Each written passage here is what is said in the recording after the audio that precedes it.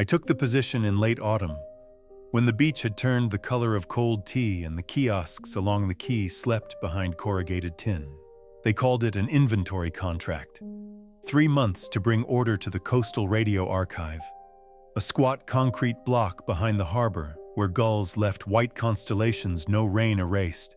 Inside smelled of tar heated and cooled too many times, damp cardboard, and the warm metallic breath of machines even when they were quiet.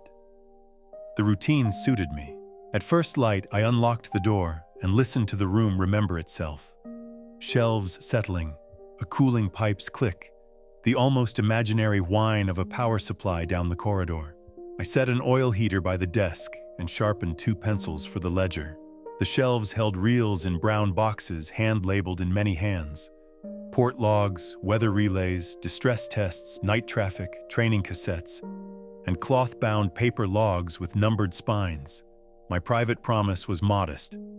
1 bay a day, every call sign and date entered. Any contradiction flagged. Return what could be returned. By the second week, I knew the building's rhythms. Cranes squealed at 9. The market's voices rose and folded until noon. Afterward, the town withdrew, and the archive, always a little too far from everything, drifted like a barge whose mooring had become a suggestion. On clear afternoons, I ate from a thermos on the step and watched the sea between the masts. My father worked boats until the year he did not come back. Some days I could not bear the idea that his voice might be a few steps from where I stood. Other days, the possibility held me upright. I refused to hunt his call sign. Time could be filled with numbers instead of feelings. The first tape that shook me wasn't his. It was a training recording. A voice demonstrating night protocol, vowels long and careful. A man teaching space to behave like a room. The label held a date. 3 weeks in the future. I checked the neighboring tapes. They were last month's. I set the future tape on the desk like a moth I meant to carry outside, and told myself someone had miscopied a 7 as a 1. That afternoon, I found a logbook whose spine matched the future date. Inside, the handwriting was mine. Not similar. Mine, down to the fussy crossbar on the figure 7 and the habitual space after a comma. The entries recorded what I had done that week. Audit of bays 3A, 5B, 3 tapes set aside for repair, 1 crushed box replaced. In the margin beside an underlined number, I had written, "Shelving in corridor bows inward, measure tomorrow." When I closed the book, the room tilted. I put it back and worked the rest of the day without looking up. That night, I lay under a thin blanket with the window cracked. The sea sounded like paper rubbed between fingers. I tried to make the obvious reasonable. An exercise ledger, a shifted pile, habits not as unique as I thought. Sense will set like a bone if you let it. In the morning, I brought a measuring tape. The harbor-facing wall of the corridor bowed inward, as if the building had swallowed hard and not finished. I measured, wrote the number, and later compared it to the note in the logbook. Mine was 1 centimeter less. Future me had measured after the building exhaled, perhaps. The idea that a room could breathe made me angry.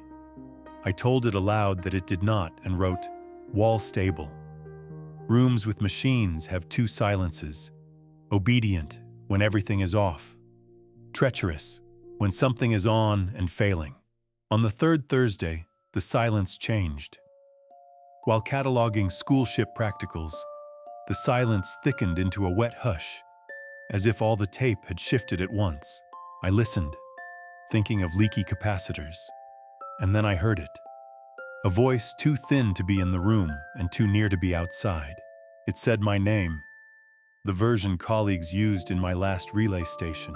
The voice was quick and level and asked for confirmation. "Copy?" It was my voice from a little distance ahead, the way a path looks when the light changes and you can see your footfalls before you take them. I didn't answer. Protocol, checked the patchboard, unplugged, dusty, checked the HF set, switched off at the wall. I turned the reels of the training tape. They felt heavier than tape. If I had gone home then, called it fatigue and a liberty taken by my ears, perhaps the story would have ended with a shrug. Instead, I did what I'd promised not to do. I pulled the ledger for my father's last season and let call signs pass like faces until I reached his. 2 syllables my eyes would not say without a flinch. On that week's shelf, I found a tape in a warped box, paper fuzzy with salt. Hands do not shake when they have waited years. I threaded the tape into the Revox and let hiss settle into traffic. Weather, location, exchange of cargo, the small humiliations of boats and men. Mid-reel, a sigh of static thickened and the room changed, the way it does when someone sits down on the other side of a thin wall. A voice said my name again, and this time it wasn't mine. It was close, a worn version, sand rubbed into it by years at sea, and it said something I had never heard from him alive. "Don't wait by the window, son." The tape squealed and ran on, reasons lined up politely. Prank labels, a training composite, the trick any archive plays when you want something too much. But there was the touch the voice had left on the table as it passed, and a crack in the plastic I recognized from a box I had broken in long ago, though I could not have. Under the old feelings, a newer one formed. If I kept to the list would keep to me. I logged the reel and time code and added, "Anomaly, verify with alternate copy." It felt like leaving myself a breadcrumb. Order is making columns and filling them. Control is deciding which column matters. The next day I moved from columns to a map. Not a real map, a schematic of shelves, the bowed wall shaded, the aisle where the silence had thickened. I marked an X where the Revox stood. I laughed and kept adding symbols. Sometimes the drawing pulls you into the place it names. Night calls grew stranger. I say calls because I cannot say voices without making a promise. Holding 2 tapes, I would feel the weight of a third in my left hand, like a Keys phantom. Fresh ink would appear on a label. Return to 4C, recheck night traffic, November. I stopped returning the key to the landlord. I slept on the office couch with my jacket over me and woke to the faint, impossible thrum of harbor generators. The day this became ordinary arrived without remark. A crate of splicing tape had collapsed. I was sweeping sticky snakes of backing paper when I found a clear plastic bag beneath the desk with a note in my hand.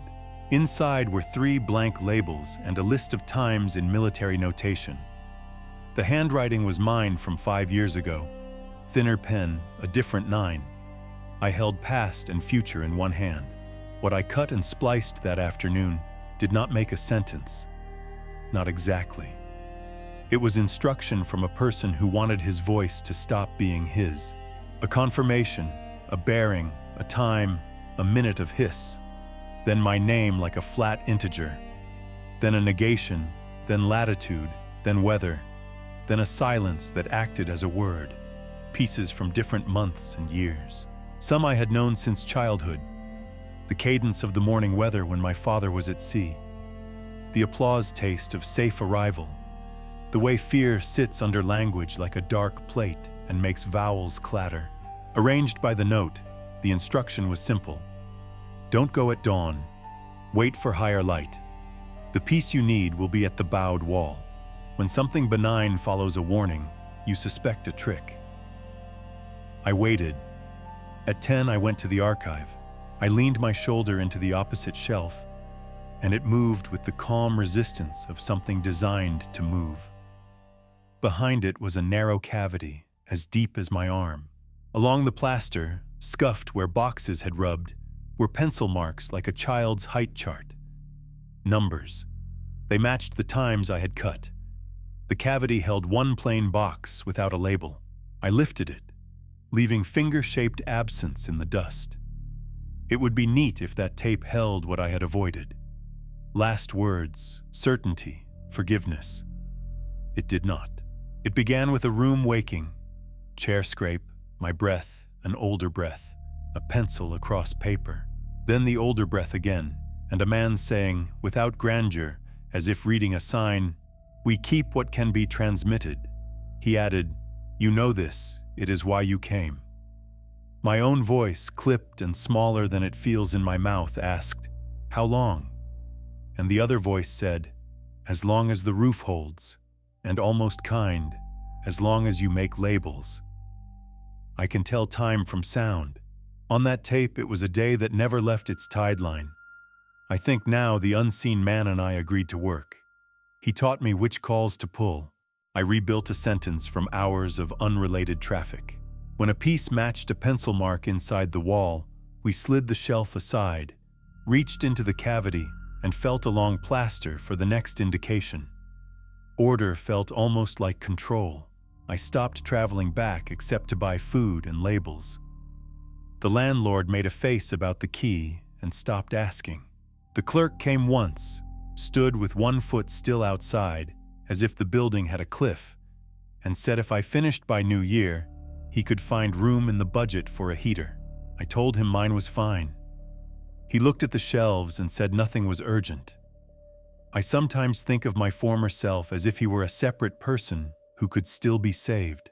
I could tell him not to listen when the silence changes, not to measure the wall, not to bring a map to a room that already knows his shape, not to look for his father's call sign.